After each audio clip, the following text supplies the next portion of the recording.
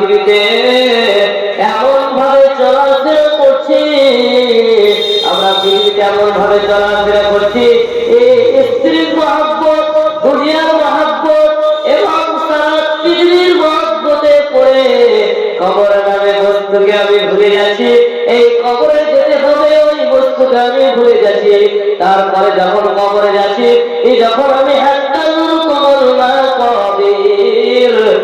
করে আমি কবরে যখন চলে যাচ্ছি, কবরে যখন আমি ঢুকে যাচ্ছি, তখন বলছে আর কি হলো, তাহলে আর কি হলো বলে কোনো লাভ হবে না। কবর নামে বস্তুতে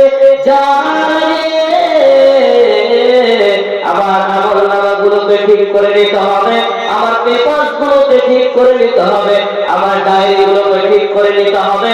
আমি যখন আমার আমল নামাগুলোকে ঠিক করে নেব, আমি যখন আমার পেপার গুলোকে ঠিক করে নেব, কবর বলে লাফাই করে আপনাকে কবরে এর ভিতরে জান্নাতের বিছানা বিছিয়ে দেওয়া হবে।